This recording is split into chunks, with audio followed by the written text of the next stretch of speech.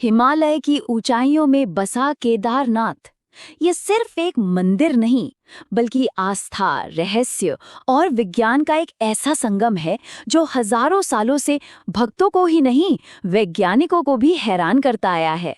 तो चलिए आज इसके कुछ रहस्यों से पर्दा उठाते हैं। देखिए, सवाल सवाल तो कई हैं, है ना। एक ऐसा मंदिर जो सोचिए 400 साल तक बर्फ में दबा रहा, फिर भी मजबूती से खड़ा रहा। एक ऐसा दीपक जो बंद दरवाजों के पीछे 6 महीने तक जलता रहता है, बिना किसी के छुए। और सबसे बड़ा सवाल जो हम सबके मन में आता है, 2013 की उस भयंकर बाढ़ में जब सब कुछ तबाह हो गया, तो आखिर ये मंदिर कैसे बच गया? आइए आज इन्हीं सवालों के जवाब ढूंढने की कोशिश करते हैं। चलिए सबसे पहले बात करते हैं उस घटना की जिसने हाल के इतिहास में पूरी दुनिया को चौंका दिया था। 2013 की वो विनाशकारी बाढ़ और उसके बीच हुआ वो चमत्कार। वो 16 जून 2013 की एक बहुत ही खौफनाक रात थी।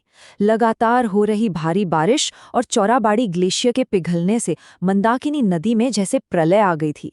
पानी, पत्थर और मलबे का एक सैलाब मानो पूरी की पूरी घाटी को निगलने पर तुला था। वो विनाश का एक ऐसा मंजर था जिसने सब कुछ बहा दिया। ये सिर्फ एक प्राकृतिक आपदा नहीं थी, बल्कि एक बहुत बड़ी मानवीय त्रासदी थी। उस सैलाब में होटल, घर, दुकानें कुछ भी नहीं बचा।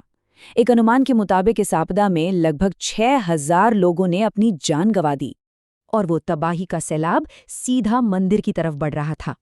एक पल को लगा कि अब सब कुछ खत्म हो जाएगा, लेकिन तभी कुछ ऐसा हुआ जिसकी किसी ने कल्पना भी नहीं की थी। पानी के तेज बहाव के साथ एक बहुत बड़ी चट्टान बहती हुई आई और मंदिर के ठीक पीछे आकर रुक गई। बस उस एक चट्टान ने बाढ़ के पानी के बहाव को 2 हिस्सों में बांट दिया और सारा का सारा पानी मंदिर के दोनों तरफ से होकर गुजर गया। इस विशाल चट्टान को आज हम सब भीमशिला के नाम से जानते हैं। इसने न सिर्फ मंदिर के ढांचे को बचाया, बल्कि उन करीब 300 लोगों की भी जान बचाई जिन्होंने उस रात मंदिर के अंदर पनाह ले रखी थी। वाकई ये एक ऐसा चमत्कार था जिसने लोगों की आस्था को पहले से भी ज्यादा मजबूत कर दिया। अब यहाँ एक सवाल खड़ा होता है, क्या ये सिर्फ एक चमत्कार था, या फिर इस मंदिर के बनने में ही कोई ऐसा राज छिपा है जो इसे इतना मजबूत बनाता है? इसका जवाब छिपा है हमारी प्राचीन भारतीय इंजीनियरिंग की एक कमाल की तकनीक में, जिसे कहते हैं इंटरलॉकिंग। जरा सोच कर देखिए, उस जमाने में बिना सीमेंट या किसी गारे के बड़े बड़े भारी भरकम पत्थरों को इस तरह से काटा और तराशा गया कि वो एक दूसरे में ऐसे फिट हो गए जैसे कोई पजल के टुकड़े हों। एक ऐसा अटूट जोड़। ये तकनीक आज के कंस्ट्रक्शन से बिल्कुल अलग है। देखिए, आज हम सीमेंट का इस्तेमाल करते हैं जो ढांचे को एकदम सख्त बना देता है और भूकंप या दबाव पड़ने पर टूट सकता है। वहीं इंटरलॉकिंग तकनीक ढांचे को एक तरह की फ्लेक्सिबिलिटी, एक लचीलापन देती है। और शायद यही वजह है कि भूकंप, भारी बर्फबारी या 2013 जैसी बाढ़ भी इस मंदिर का कुछ नहीं बिगाड़ सके। और इस तकनीक का सबसे बड़ा सबूत तब मिला जब देहरादून के Wadia institute of Himalayan geology के वैज्ञानिकों ने इस पर रिसर्च की। उन्होंने पाया कि 13वीं से 17वीं शताब्दी के बीच, जिसे लिटिल आइस एज भी कहते हैं, ये मंदिर लगभग 400 सालों तक पूरी तरह से बर्फ के नीचे दबा रहा। लेकिन इतने भारी दबाव के बावजूद जब बर्फ हटी तो मंदिर की बनावट को जरा सा भी नुकसान नहीं पहुंचा था। तो फिर सवाल ये है कि इस कमाल के आर्किटेक्चर को बनाया किसने? ये सवाल हमें पौराणिक कथाओं और इतिहास के पन्नों में और भी गहरा ले जाता है। देखिए, इसके निर्माण को लेकर एक नहीं कई मान्यताएं हैं। सबसे मशहूर कहानी तो महाभारत के पांडवों से जुड़ी है।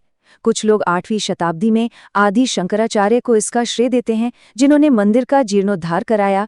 वहीं ग्वालियर से मिले कुछ शिलालेख 11वीं सदी के राजा भोज की तरफ इशारा करते हैं।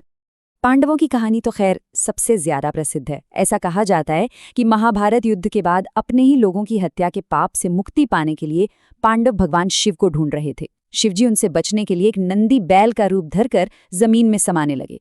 तभी भीम ने उन्हें पहचान लिया और उनका पिछला हिस्सा यानी कूबड़ पकड़ लिया। और बस वही कूबड़ आज केदारनाथ में एक त्रिकोणीय शिवलिंग के रूप में पूजा जाता है। अच्छा, मंदिर की बनावट और मजबूती के अलावा एक और राज है जो आज के विज्ञान को भी सोचने पर मजबूर कर देता है, और वो है इसकी ज्योग्राफिकल लोकेशन, यानी इसकी भौगोलिक स्थिति। क्या ये महज एक इत्तेफाक हो सकता है कि केदारनाथ से लेकर एकदम नीचे दक्षिण में रामेश्वरम तक 7 प्रमुख शिव मंदिर ठीक 79 डिग्री पूर्वी देशांतर की एक सीधी रेखा पर स्थित हैं? सोचिए, इन मंदिरों के बीच हजारों किलोमीटर्स का फासला है, फिर भी सबके सब एक ही लाइन पर हैं। हजारों साल पहले जब कोई जीपीएस या सैटेलाइट नहीं था, तो इतनी सटीक सीधी रेखा कैसे खींची गई होगी? एक्सपर्ट्स का मानना है कि ये कोई संयोग नहीं है, बल्कि ये इस बात का सबूत है कि हमारे पूर्वजों को वास्तुकला, भूगोल और खगोल विज्ञान का कितना गहरा ज्ञान था। उन्होंने अक्षांश और देशांतर का पूरा ध्यान रखकर ही इन मंदिरों की स्थापना की थी। अब बात करते हैं उन रहस्यों की जो आज भी हर साल दोहराए जाते हैं, जब सर्दियों में मंदिर के दरवाजे बंद कर दिए जाते हैं। हर साल भाई दूज के बाद जब मंदिर के कपाट 6 महीने के लिए बंद होते हैं तो अंदर एक दिया जलाया जाता है। और हैरानी की बात यह है कि जब 6 महीने बाद दरवाजे खोले जाते हैं तो वो दिया जलता हुआ मिलता है। आखिर ये कैसे मुमकिन है?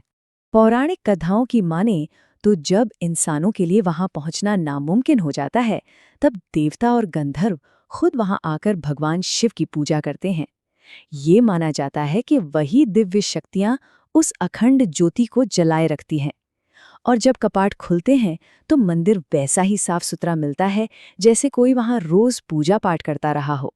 तो आखिर केदारनाथ है क्या? ये सिर्फ पत्थर का एक ढांचा नहीं है, ये एक ऐसी जगह है जहां कई दुनियाएं आकर मिलती हैं। यहाँ प्राचीन इंजीनियरिंग का विज्ञान है, महाभारत की कथाओं से जुड़ी गहरी आस्था है और अखंड ज्योति का कभी न सुलझाने वाला रहस्य है।